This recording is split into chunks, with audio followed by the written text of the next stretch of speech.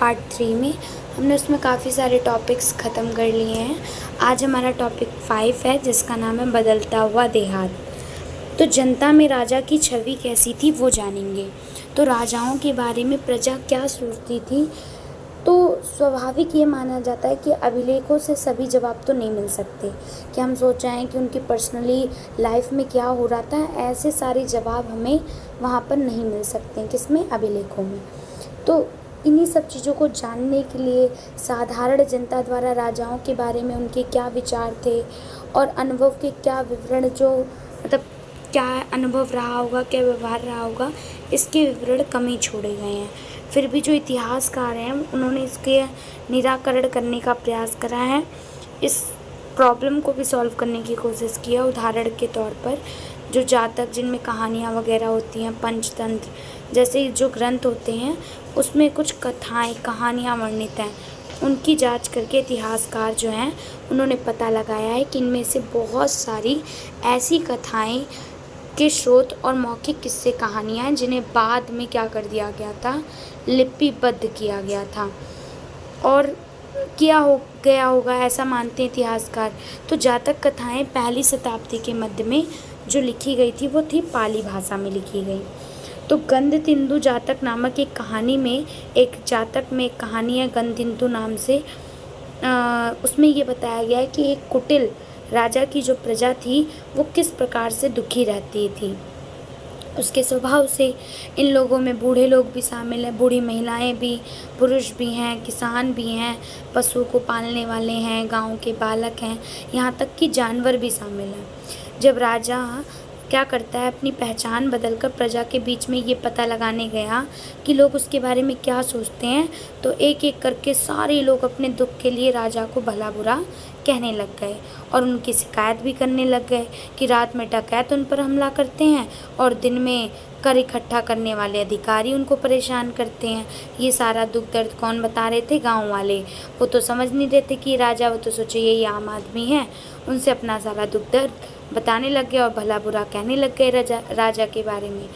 ऐसी परिस्थिति से बचने के लिए लोग क्या करते हैं, मतलब उनसे क्या वो उनसे बता रहे हैं अपना दुख और वो बता रहे हैं कि वो ऐसी परिस्थिति से बचने के लिए जो लोग होते हैं, क्योंकि उनके रात में डकैत हो जाती है और दिन में उनसे कर इकट्ठा कर लिया जाता है, कर इकट्ठा किया जाता है, तो इस परिस्थिति से बचने के लोग अपने अपने गाँव छोड़कर कहाँ बस गए हैं? जंगलों में बस गए हैं। तो बस इसमें इतना ही इम्पोर्टेंट था। अगले टॉपिक पे आते हैं, उपज बढ़ाने के क्या क्या तरीके थे। तो उपज बढ़ाने का एक तरीका जो था, वैसे आपको मैं बता दूं कि ये क्वेश्चन भी पेपर में आता है कि जो 600 ईसा पूर्व से 600 ईस्वी वाला जो काल था वो इतना परिवर्तनकारी क्यों माना जाता है। जो वो क्वेश्चन आता है उसमें एक पॉइंट आप इधर से भी ऐड करेंगे कि उस टाइम पर खेती के लिए किन किन चीज़ों का प्रयोग किया जाता था, वो सारे पॉइंट्स यहीं पर कवर हो जाएंगे। तो उपज बढ़ाने का एक तरीका तो था कि हल का प्रचलन हो रखा था, हल से लोग खेती वगैरह करते थे और 6ठी शताब्दी ईसा पूर्व से ही गंगा कावेरी की जो घाटियाँ थीं उनके जो पूरे उर्वर के जो कछारी क्षेत्र में जो पूरा फैला हुआ था, ये घाटियों के जो क्षेत्र था पूरा कछारी क्षेत्र, वो उसमें फैला हुआ था गंगा और कावेरी घाटी में। और जिन क्षेत्रों में बहुत वर्षा हुआ करती थी, इन वाले क्षेत्रों में वहाँ के लोहे के फाल वाले हलों के माध्यम से लोग भूमि को उर्वर भूमि की क्या करते थे, जुताई की जाने लगी। उपजाऊ भूमि करने के लिए लोग लोहे के फाल से खुदाई करते थे, जोतते थे। इसके अलावा गंगा की घाटी में धान की रोपाई की वजह से वहाँ पर उपज में और वृद्धि होने लग गई थी। हालांकि जो किसान थे वो इसके लिए बड़ी मेहनत भी करते थे। सारा का सारा क्रेडिट सिर्फ हम उन हलों या लोहे के फाल वाले हलों को नहीं दे सकते, वहाँ के किसान भी बहुत मेहनत करते थे। लोहे के फाल पर एक बात ये भी मानने वाली कि लोहे के फाल वाले जो हल थे उनकी वजह से फसल की उपज बढ़ने लगी थी, लेकिन ऐसे हलों का उपयोग उपमहाद्वीप के हर हिस्से में नहीं था, कुछ ही हिस्सों तक बस सीमित था। जैसे पंजाब और राजस्थान जो आर्द्र शुष्क जमीन वाले जो क्षेत्र हैं वहाँ पर लोहे के फाल वाले हल का प्रयोग कब शुरू हुआ? 20वीं सदी में। जो किसान उपमहाद्वीप के पूर्व, उत्तर या मध्य पर्वतीय क्षेत्रों में रहते थे उन्हें खेती के लिए कुदाल का उपयोग किया था, जो ऐसे इलाकों के लिए ज़्यादा उपयुक्त था। कुदाल भी हली की तरह होता है, इतना कुछ डिफरेंस नहीं होता है, पर वहाँ के लोग उसको कुदाल कहते थे वहाँ पर लोहे के फाल वाला हल का प्रयोग होता था पंजाब और राजस्थान में। तो उपज बढ़ाने का एक और तरीका था कि कुओं, तालाब और कहीं कहीं नहरों के माध्यम से लोग क्या कर लेते थे, सिंचाई करते थे। तो व्यक्तिगत लोगों या किसान समुदाय ने मिलकर सिंचाई के अपने अपने साधन बना लिए थे। व्यक्तिगत तौर पर लोग पर्सनली तालाब या कुओं या नहरों जैसे सिंचाई के जो साधन थे वो निर्मित करने यानी बनाने वाले लोग प्राय या तो मतलब कौन बनाता था ये कुएं, तालाब, नहर या सिंचाई के जो भी साधन होते थे उनको राजा या कोई प्रभावशाली लोग ही क्या करवाते थे, निर्मित करवाते थे, जिन्होंने अपने इन कामों का उल्लेख हमें कैसे पता चलता है कि इन राजा या प्रभावशाली लोगों ने करवाया, क्योंकि इन्होंने अपने नाम छपवाए थे अभिलेख में, तो उनसे हमें पता चलता है। अच्छा, अब अगला टॉपिक है कि गाँव के समाज में क्या क्या भिन्नताएं देखने को मिलती हैं हमें। तो ग्रामीण समाज में क्या क्या डिफरेंस देखने को मिलते हैं। तो खेती की इन नई तकनीकों से उपज तो बढ़ी, लेकिन इसके लाभ सबको इक्वली नहीं पहुंचे थे। इस बात के हमें प्रूफ कहाँ से मिलते हैं, खेती से जुड़े लोगों में भेद बढ़ रहा था। कैसे भेद बढ़ रहा था, कहानियों में विशेषकर जो बौद्ध बुद्ध की जो कथाएं हैं उनमें जो जिनके पास भूमि नहीं थी, भूमिहीन थे, वो वाले जो लेबर्स थे जो खेती में श्रमिक के रूप में काम करते थे, और जो छोटे किसान और बड़े बड़े ज़मींदारों का उल्लेख मिलता है, किसमें मिलता है, बौद्ध की कथाओं में। तो पाली भाषा में गहपति का प्रयोग, अब इसमें से आपके बहुत सारे MCQ बनने वाले हैं, तो प्लीज़ ध्यान से सुनिए, और इनमें से जितने MCQ बन सकते हैं मैं उस पर अंडरलाइन कर रही हूँ, तो आप उसे नोट भी कर लीजिएगा, ठीक है। हाँ, तो मैं बता रही थी आपको कि पाली भाषा में गहपति का प्रयोग, तो आपका ये भी एक MCQ में क्वेश्चन बन जाता है कि पाली भाषा में गहपति का प्रयोग किस लिए करा जाता है, छोटे किसानों के लिए और ज़मींदारों के लिए किया जाता है।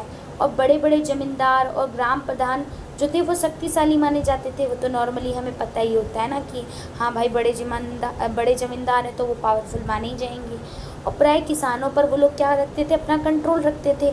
तो गांव प्रधान का पद जो था वो कैसा होता था, वंशानुगत, मतलब गांव का जो प्रधान हुआ करता था वो वंशानुगत, मतलब वो बनना फिर उसका बेटा, फिर उसका बेटा, ऐसे वंश के अनुसार चलता था। और आरंभिक तमिल संगम साहित्य में भी गांव में रहने वाले अलग अलग वर्गों के लोगों का उल्लेख है। तो किस संगम साहित्य में अलग अलग वर्गों के लोगों का उल्लेख है, तो वो है संगम साहित्य, तमिल संगम साहित्य, जैसे कि वेल्लार। अब ये यहाँ से सारे MCQ आपको नोट करने हैं कि वेल्लार का यूज़ बड़े ज़मींदार के लिए, हलवाहा और उल्वर का यूज़ दास के लिए, और दास और अड़ीमई का यूज़ करा जाता था हलवाहा के लिए।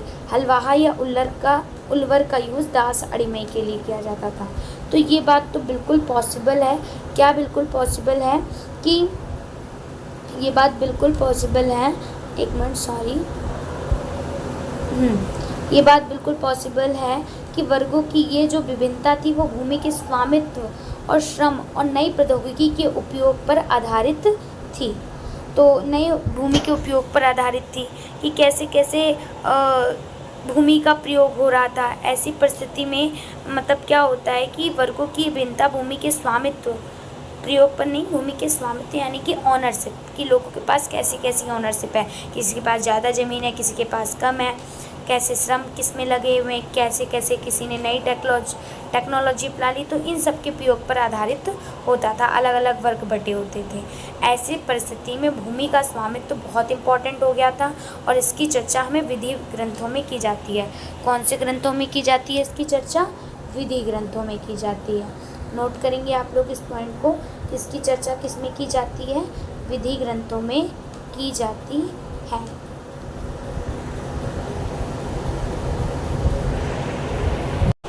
अब हमारा टॉपिक है भूमिदान और नए संभ्रांत ग्रामीण।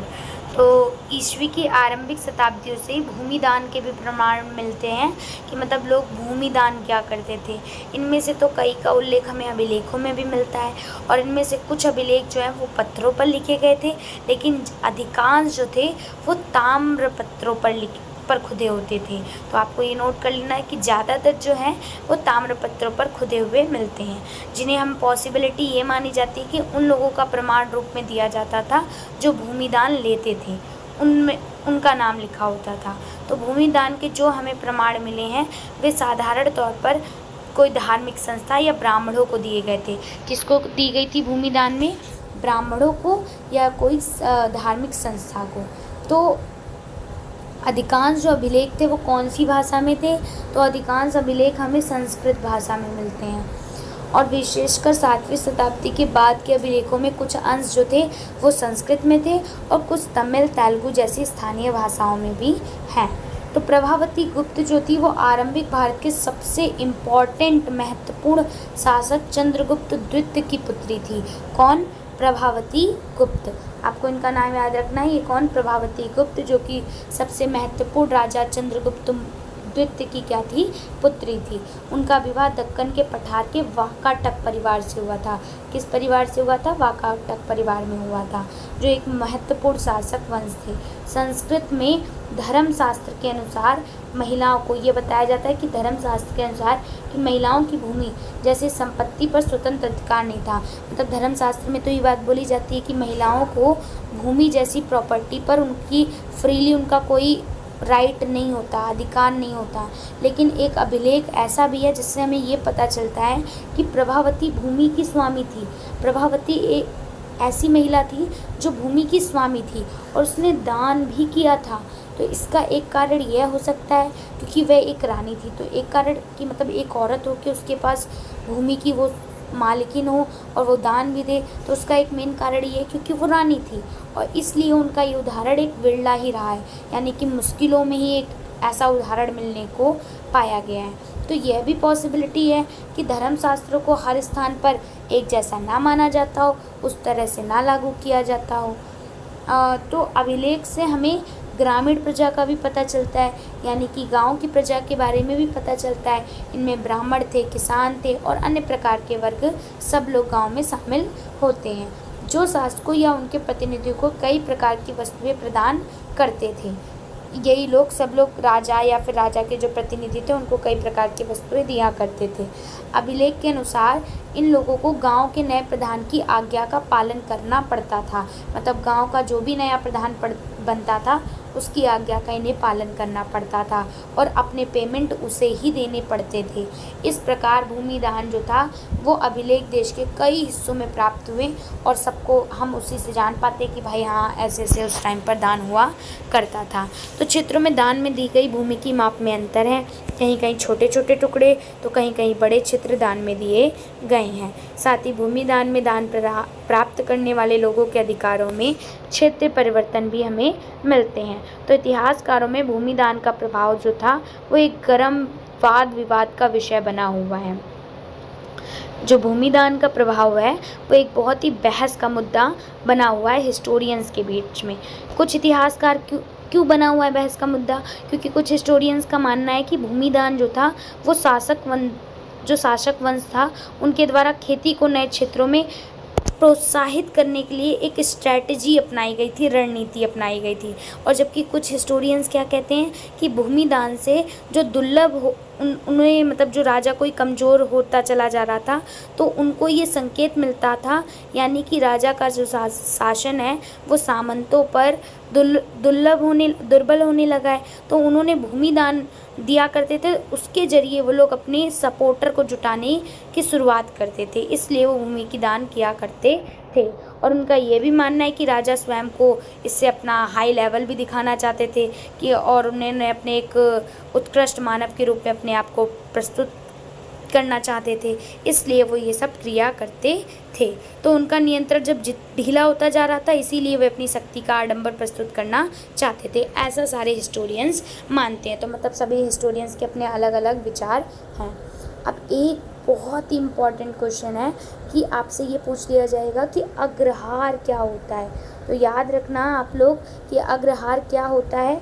अग्रहार उस भूभाग को कहते हैं जो ब्राह्मण को दान में दिया जाता था। तो ब्राह्मणों से भूमि कर या अन्य प्रकार के कोई कर नहीं वसूले जाते थे। ब्राह्मणों को स्वयं स्थानीय लोगों से कर वसूलने का अधिकार था। सोच लो, ये लोगों को बल्कि भूमि में दान में दी जाती थी और इन लोगों से कोई कर नहीं वसूला जाता था और बल्कि इन्हें खुद स्थानीय लोगों से कर वसूलने का अधिकार था। तो भूमि दान के प्रचलन से क्या हुआ कि राज्य किसानों के बीच संबंध की झांकी जो है वो मिलती है कि राज्य और किसान के बीच में एक रिलेशन बना रहता था भूमि के दान की वजह से। लेकिन कुछ लोग ऐसे भी थे जिन पर अधिकारी या सामंत का कोई कंट्रोल नहीं था। वो लोग कौन हैं जिन पर अधिकारी या सामंतों का कोई कंट्रोल नहीं था? तो वो लोग कौन हैं? वो लोग हैं पशुपालक, संग्राहक, शिकारी, मछुआरे, शिल्पकार, घुमक्कड़, लगभग एक ही स्थान पर रहने वाले और जगह जगह घूम कर खेती करने वाले लोग। ऐसे लोग अपने जीवन और आदान प्रदान के विवरण रखते ही नहीं थे। अब हमारा अगला टॉपिक शुरू होगा जिसका नाम है नगर एवं व्यापार। अब देखते हैं हम कि नए नए नगर कैसे उभरते हैं, उसके बारे में जानेंगे और कैसे नए नगरों में व्यापार होता था ये भी जानेंगे। तो चलो जानते हैं। आइए उन नगरों की बात करें जिनका विकास लगभग 6ठी शताब्दी ईसा पूर्व में हुआ था।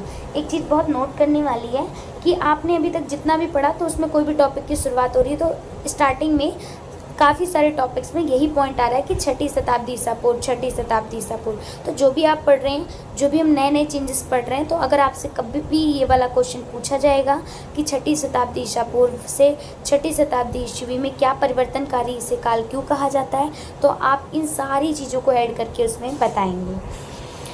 तो उपमहाद्वीप के अलग अलग क्षेत्रों में 6ठी शताब्दी ईसा पूर्व में क्या हुआ था, बहुत सारे नगरों का विकास हुआ था, उन्हीं के बारे में हम जानेंगे। जैसा कि हमने पढ़ा है कि इनमें से ज़्यादातर जो नगर थे उनकी महाजनपदों की राजधानियाँ थी और सभी नगर जो थे वहाँ पे संचार मार्ग के किनारे बसे हुए थे, जहाँ पर मतलब आना जाना, बातचीत का जरिया, हर चीज़ पॉसिबल थी। पाटलिपुत्र जैसे कुछ नगर जो थे वो नदी के रास्ते के किनारे बसे हुए थे। उज्जैनी जैसे जो नगर थे वो भूतल मार्गों के किनारे बसे हुए थे। तो आपको याद रखना है कि कुछ नगर, जैसे फॉर एग्जांपल बताया गया कि पाटलिपुत्र जैसे जो कुछ नगर थे वो कहाँ पर बसे हुए थे, नदी मार्गों पे, और उज्जैनी जैसे नगर भूतल मार्ग के किनारे, और इसके अलावा पुहार जैसे नगर समुद्र तट पर थे, तो जहाँ से समुद्री मार्ग की शुरुआत होती थी। मथुरा जैसे अनेक शहर जो थे वो अपने व्यावसायिक, अपने प्रोफेशन, अपनी कल्चर, अपनी राजनीतिक गतिविधियों के लिए जीवंत केंद्र माने जाते थे। ठीक है, जीवंत केंद्र थे।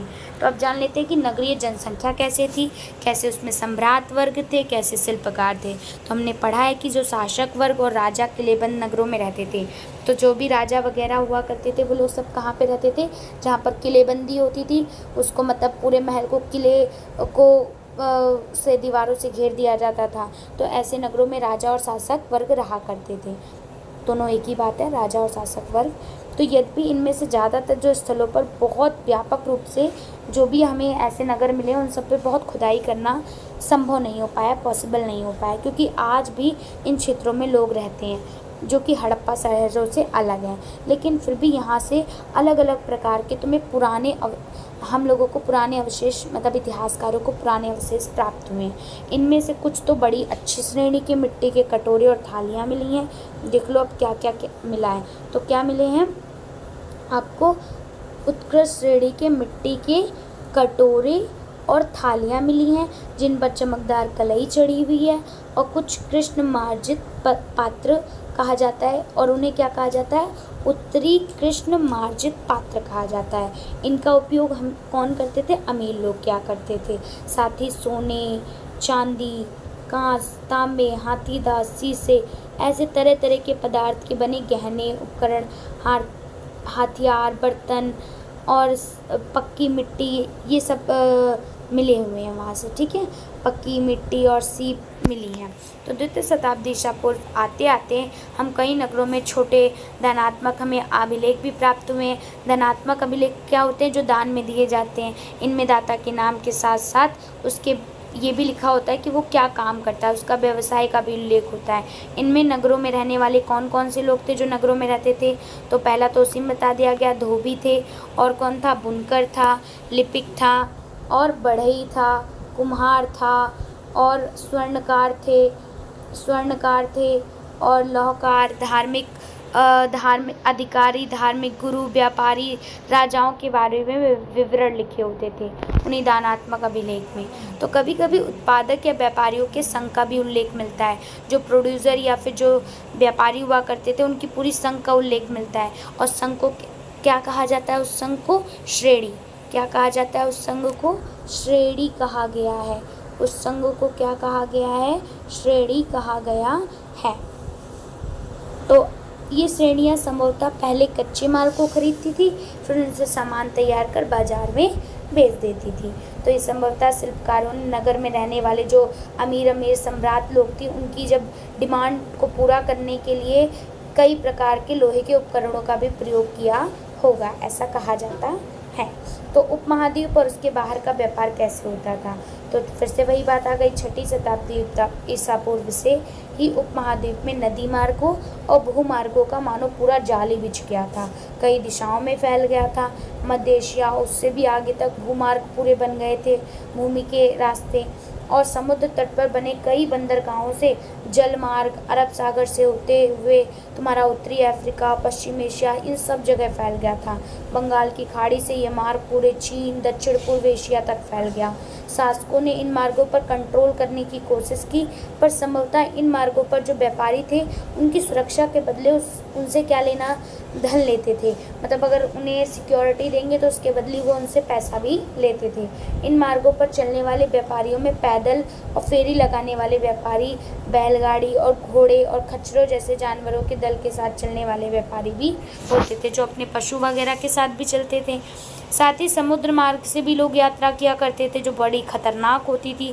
भाई समुद्र से जो यात्रा करता था उसके लिए बड़ा डेंजर होता था, लेकिन लाभदायक भी होता था, प्रॉफिटेबल भी होता था। तमिल भाषा में एक मस्तुवन और प्राकृत में सतवाह और सेट्ठी के नाम से प्रसिद्ध सफल व्यापारी बड़े धनी हो जाते थे। कौन कौन से? ये नोट कर लेना। ये क्या है? मस्तुवन, फिर से बताती हूँ, मस्तुवन, प्राकृत में सतवाह और सेट्ठी के नाम से प्रसिद्ध व्यापारी बड़े ही धनी हो जाते थे, और नमक, अनाज, कपड़ा, धातु, उससे निर्मित जो भी उत्पाद प्रोडक्ट बने, पत्थर, लकड़ी, जड़ी बूटी, ऐसे अनेक प्रकार के सामान को एक जगह से दूसरी जगह तक पहुंचाया जाता था। रोमन साम्राज्य में काली मिर्च, मसाले, कपड़े, जड़ी बूटी की बहुत डिमांड होती थी। इन सभी वस्तुओं को अरब सागर के रास्ते भूमध्य क्षेत्र तक पहुंचाया जाता था। अब हमारा बचा है सिक्के और राजा। सिक्के और राजा का पढ़ लेते हैं कि व्यापार के लिए सिक्के के प्रचलन से क्या हुआ। जब सिक्का चालू हो गया तो व्यापार करना और आसान हो गया। विनिमय यानी कि लेन देन कुछ हद तक बड़ा इजी हो गया था। चांदी और तांबे के आहत सिक्के सबसे पहले ले गए थे।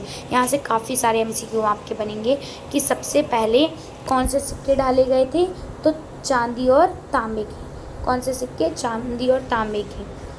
पूरे उपमहाद्वीप में खुदाई के दौरान इस प्रकार के सिक्के मिले हैं। मुद्रा शास्त्रियों ने इनका और अन्य सिक्कों का अध्ययन करके वाणिज्य प्रयोग के संभावित क्षेत्र का पता भी लगाया है कि कहाँ पर कौन से कॉमर्शियल सेक्टर में इन वाले सिक्कों का प्रयोग किया जाता था। तो आहत सिक्कर पर जो प्रतीक बने हुए हैं, उनको विशेष मौर्य वंश जैसे राजवंशों के प्रतीक से मिलाकर पहचान करने की कोशिश की गई, तो पता चला कि इन सिक्कों को राजाओं ने जारी किया था। तो आहत सिक्के को किसने जारी करा था? राजाओं ने। और यह भी पॉसिबल है कि व्यापारी, धनपति और नागरिक इस प्रकार के कुछ सिक्के जारी किए हों। तो शासकों की प्रतिमा और नाम के साथ सबसे पहले सिक्के किसने जारी करे थे कि एक तरफ राजा की छवि होती थी और दूसरी तरफ एक तरफ शासक की प्रतिमा और नाम। उसके साथ सबसे पहले जो सिक्के जारी करे थे वो किसने करे थे? हिंद यूनानी शासकों ने। सबसे पहले ऐसे सिक्के किसने जारी करे थे? हिंद यूनानी शासकों ने जारी करे थे, जिन्होंने द्वितीय शताब्दी ईसा पूर्व में उपमहाद्वीप के उत्तर पश्चिम क्षेत्र पर नियंत्रण स्थापित किया था। सोने के सिक्के बड़े पैमाने पर प्रथम शताब्दी ईस्वी में कुषाण जान। अब ये सोने के सिक्के सबसे पहले किसने जारी करे? कुषाण राजाओं ने जारी किए। और आकार और वजन तत्कालीन रोमन सम्राटों और ईरान के पार्थियन शासकों द्वारा जारी सिक्कों के बिल्कुल समान थे। मतलब यहाँ पे कुषाण के सोने के सिक्के किसके बिल्कुल समान थे? रोमन सम्राटों के, जो कि उत्तर और मध्य भारत के कई पुराने स्तरों पर ऐसे सिक्के मिले हैं। सोने के सिक्कों के व्यापक प्रयोग से ये संकेत मिलता है कि बहुमूल्य वस्तुओं और भारी मात्रा में वस्तुओं का क्या किया जाता था? विनिमय, लेन देन किया जाता था। इसके अलावा दक्षिण भारत के बहुत सारे पुराने स्थल से बड़ी संख्या में तुम्हें रोमन के सिक्के मिले हैं, जिनसे ये बात तो बिल्कुल साफ साफ पता चल जाती है कि व्यापारिक तंत्र राजनीतिक सीमाओं से बंधा तो नहीं था, क्योंकि दक्षिण भारत जो था वो रोमन साम्राज्य के अंदर ना होते हुए भी व्यापारिक दृष्टि से रोमन साम्राज्य से रिलेटेड था। तो पंजाब और हरियाणा जैसे क्षेत्रों के यौध्य कबायली गणराज्यों ने भी सिक्के जारी करे थे। किसने? यौध्य कबायली गणराज्यों ने। पुराविदों को यौध्य शासकों द्वारा जारी तांबे के सिक्के हजारों की संख्या मिले हैं। इन्होंने कौन से सिक्के जारी करे? तांबे के, जिनसे यौध्य के व्यापार में रुचि और सहभागिता झलकती है कि उन्होंने कैसे पार्टिसिपेट इसमें किया था। सोने के सबसे जो भव्य सिक्कों में से कुछ जो थे वो गुप्त शासकों ने भी जारी करे थे, और आरंभिक सिक्कों में प्रयुक्त सोना जो था वो बड़ा ही पहली बार जो सिक्कों को ढालने के लिए जो सोना प्रयोग किया गया था वो बड़ा ही अच्छी क्वालिटी का था। इन सिक्कों के माध्यम से दूर देशों से व्यापार और विनिमय करने में बड़ी आसानी होती थी, जिससे राजाओं को भी लाभ होता था। तो अच्छा, छठी शताब्दी ईसा पूर्व से सोने के सिक्के मिलने कम हो गए। क्या इससे ये हमें सारा मिलता है कि उस काल में कोई आर्थिक संकट पैदा हो गया होगा? तो सारे इतिहासकार जो हैं वो सब लोग अपने अलग अलग विचार रखते हैं। कुछ कहते हैं कि रोमन साम्राज्य का पतन हो गया होगा, तो उनसे व्यापार करने में कमी आई होगी, जिनसे इनकी राज्यों की समुदाय और उनकी संपदा पर असर पड़ा होगा, और व्यापार से जो लाभ मिलता होगा वो भी कम हो गया होगा, और व्यापार ठप हो गया होगा। कुछ कहते हैं कि इस काल में नए नए नगर और व्यापार के नए नए तंत्र का उदय होने लगा था, और उनका यह भी कहना है कि यद्यपि इस काल के सोने के सिक्के का मिलना तो कम हो गया था, लेकिन अभिलेख ग्रंथों में सिक्के का उल्लेख होता रहा है। तो इसका अर्थ ये हो सकता है कि सिक्के इसलिए कम मिलते थे क्योंकि वो प्रचलन में थे और उनका किसी ने संग्रह करके नहीं रखा। वो प्रचलन में थे तो लोग खर्चा ही कर देते थे, इस्तेमाल ही कर लेते थे, तो कोई इकट्ठा नहीं करता था पैसों को, तो इसीलिए वो नहीं मिले हैं। अब 7 है मूल बातें, इसमें कुछ भी इम्पोर्टेंट नहीं है, आप इससे आगे बढ़ सकते हैं।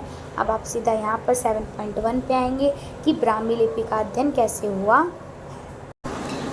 ब्राह्मी लिपि का अध्ययन आधुनिक जो भारतीय भाषाओं में प्रयुक्त लगभग सभी लिपियाँ मतलब लिखने का तरीका, उनका मूल लिपियों का जो मूल ब्राह्मी लिपि है।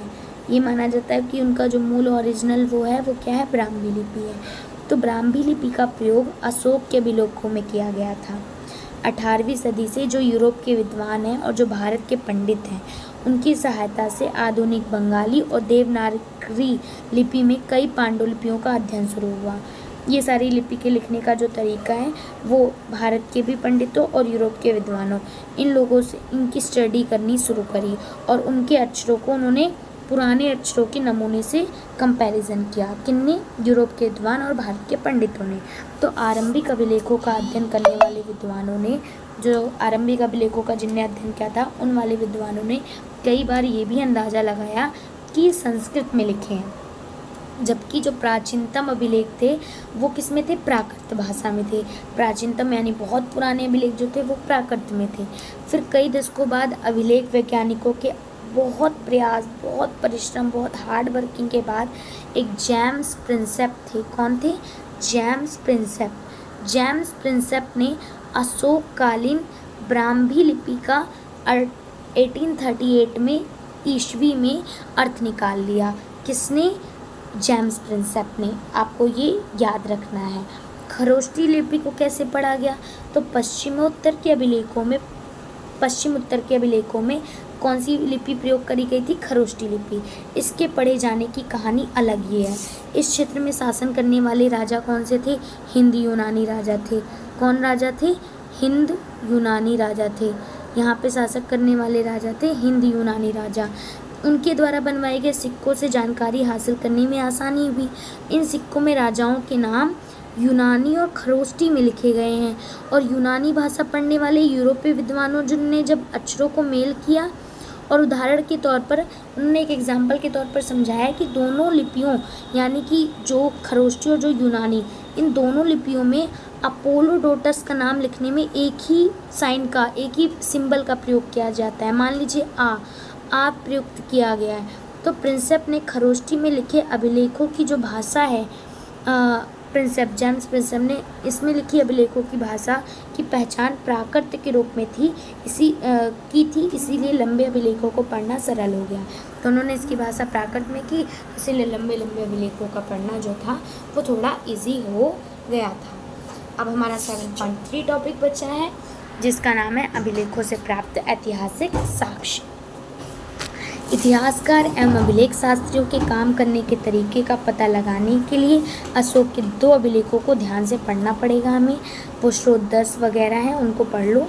और मैं आपको यहाँ से बता देती हूँ, इसकी मैं आपके लिए अलग से वीडियो बना दूँगी कि ये जितने भी आपके ये पर्पल बॉक्सेस में उन सब की मैं आपके लिए अलग से वीडियो बना दूँगी। आप प्लीज़ कमेंट कीजिएगा कि आपको वो वीडियो चाहिए या नहीं, तभी मैं उसको बनाऊँ। जैसे कि देवानंद, अब यहाँ पर देखो, उसमें से अशोक द्वारा अपनाई गई उपाधियों का प्रयोग किया गया है इस स्रोत 10 में। जैसे कि देवानंद पिय, देवानंद पिय का मतलब क्या होता है? देवताओं का प्रिय, प्रियदर्शी यानी देखने में सुंदर। तो अशोक नाम अन्य अभिलेखों में, अब ये इम्पॉर्टेंट है, देवानंद पिय वाला जो है ये आपका इम्पॉर्टेंट है कि देवानंद पिय मतलब देवताओं का प्रिय, प्रियदर्शी यानी देखने में सुंदर। तो अशोक नाम जो है वो अन्य अभिलेखों में मिलता है इस नाम से, मतलब कि उनमें इनकी उपाधियां लगा दी गई, देवानंद पिय या प्रियदर्शी, अशोक न लिखकर ये सब चीज़ें लिख दी गई हैं। तो इन अभिलेखों का परीक्षण करने के बाद अभिलेख शास्त्रियों ने पता लगाया कि उनके विषय, शैली, भाषा, पुरालिपि विज्ञान में सब में क्या थी? समानता। तो वो इस निष्कर्ष पे पहुँचे कि अभिलेखों को एक ही शासक ने बनवाया था, बस उनकी उपाधियां बदल दी गई हैं बस। और इसमें सारे क्वेश्चंस हैं, इसको पढ़ने की आपको ज़रूरत नहीं है। अब आप सीधा यहाँ पर आ सकते हैं। बस आपको यहाँ पर ये एक इम्पॉर्टेंट पॉइंट बताया गया कि लास्ट में जो विजय प्राप्त करी थी उन्होंने, अशोक ने, वो थी कलिंग पर। और कलिंग कहाँ है? आज के आधुनिक उड़ीसा में। और उसी के बाद अशोक को बहुत वेदना, बहुत दुख पहुँचा कि उनकी वजह से बहुत सारे लोगों को मतलब उनकी मृत्यु हो गई। उसके बाद उन्होंने बौद्ध धर्म को अपना लिया था। ये क्वेश्चन मोस्ट इम्पॉर्टेंट है, आपसे पेपर में पूछा जाता है, चाहे वो प्री बोर्ड में पूछा जाए, चाहे वो बोर्ड में आए, कि अभिलेख साक्ष्य की सीमा क्या होती हैं, कि अभिलेख साक्ष्य की सीमा क्या है। ये क्वेश्चन आपसे पेपर में ज़रूर पूछा जाएगा। इसको आपको 3-4 पॉइंटों में याद कर लेना है। फॉर एग्ज़ाम्पल, मतलब इनमें में से आपको ये पूरी थ्योरी पढ़ने की ज़रूरत नहीं है। कुछ चीज़ें जैसे कि आप यहाँ से याद कर लेंगे, आप इनको पॉइंट में 5-6 पॉइंटों में बना लेंगे। कि जैसे कि मान लो कोई जो अभिलेख होता है, ये बताया गया है, मानना नहीं है, आप सच में ये बात रियल है कि कभी कभार क्या होता है, अभिलेख जो होते हैं वो इतने, मतलब उनकी जो भाषा होती है उनमें जो लिखे होते हैं वो सिर्फ बड़े बड़े व्यक्तियों के नाम लिखे होते हैं, इम्पॉर्टेंट ही बातें लिखी जाती हैं, कोई ऐसी छोटी मोटी बातें का उल्लेख नहीं होता है। तो मतलब कोई आम लोगों की बातों का उल्लेख अभिलेखों में हमें प्राप्त नहीं होता है। तो ऐसे करके बहुत सारे पॉइंट हैं। जैसे यद्यपि कई हज़ार अभिलेख प्राप्त हुए लेकिन सभी के अर्थ नहीं निकाले जा सके, ये प्रकाशित किए गए या उनका अनुवाद किए गए हैं। तो इनके अलावा अनेक अभिलेख रहे होंगे जो कालांतर में सुरक्षित नहीं बचे, इसीलिए जो अभिलेख अभी उपलब्ध हैं वे कुल अभिलेखों के बस अंश मात्र हैं। इसके अलावा एक और मौलिक समस्या है, तो पहला ये है कि ज़रूरी नहीं है कि जो अभिलेख मिल जाते हैं उन सबका अर्थ निकाल लिया जाता है, हर अभिलेख का अर्थ निकालना संभव नहीं होता है। इसके अलावा एक और समस्या है, ये ज़रूरी नहीं कि आज जिसे हम इम्पोर्टेंट मानते हैं उन्हें अभिलेखों में अंकित ही किया गया। उदाहरण के तौर पर खेती की जो रोज़मर्रा की चीज़ें और ज़िंदगी के जो सुख दुख हैं उनका उल्लेख अभिलेख में नहीं मिलता। तो आपका एक पॉइंट यही बन गया कि अभिलेखों की एक सीमा क्या है कि जिसे आज हम ज़रूरी मानते हैं, ज़रूरी नहीं है कि अब उसे अभिलेखों में इम्पॉर्टेंट ही किया गया हो। मतलब एग्जाम्पल के तौर पर बताया गया है कि खेती की दैनिक की रोज़मर्रा की जो चीज़ें हैं, सुख दुख का जो उल्लेख है वो अभिलेखों में नहीं मिलता है। तो अभिलेख बड़े और विशेषता अवसरों का वर्णन करते, बड़े खास इवेंट का। इसके अलावा अभिलेख हमेशा उन्हीं व्यक्तियों के विचार को दिखाते हैं जो उन्हें बनवाते हैं। मतलब अभिलेख हमेशा उसी के बारे में बताएगा जो उन्हें बनवाते हैं, ना कि किसी इसलिए इन अभिलेखों में व्यक्ति विचारों की जांच या उनके विचारों का परिप्रेक्ष्य में करनी होगी ताकि अपने अतीत को बेहतर ज्ञान हो सके। तो इसीलिए इसमें ज़रूरी नहीं है कि आपके हर एक नॉर्मल इंसान की जानकारी मिल जाएगी, इसमें से बड़े इम्पॉर्टेंट आदमियों की जानकारी मिलती है। और भी इसके बहुत सारे पॉइंट हैं कि कुछ अभिलेख क्या होते हैं उनका तुलना करना संभव नहीं होता। कुछ अभिलेख जो होते हैं वो कहीं पे घिस पिट जाते हैं तो उनके अक्षर लुप्त हो जाते हैं, जिनको पढ़ना उनका अर्थ निकाल नहीं पाते हैं, और लुप्त अक्षर को पढ़ना फिर उनका पूरा सही अर्थ नहीं निकल पाता है। ऐसे ही 2-3 पॉइंट्स हैं। आप इसे कर लेना, इम्पॉर्टेंट है ये क्वेश्चन, पेपर में आ सकता है और आज ही हमारा चैप्टर जो है वो कंप्लीट होता है। मैं आशा करती हूँ कि आपको ये चैप्टर समझ आया होगा। मैंने ये फ़र्स्ट टाइम वीडियो बनाने की कोशिश करी है, मुझे पता है ये इतनी अच्छी वीडियो नहीं रही होगी, बट फिर भी आपको अगर थोड़ी बहुत भी समझ में आई हो तो प्लीज़ मुझे कमेंट करें कि आपको कैसा लगा है, ताकि मैं और मोटिवेट हूँ और वीडियो को बना पाऊँ। Thank you so much for see this video.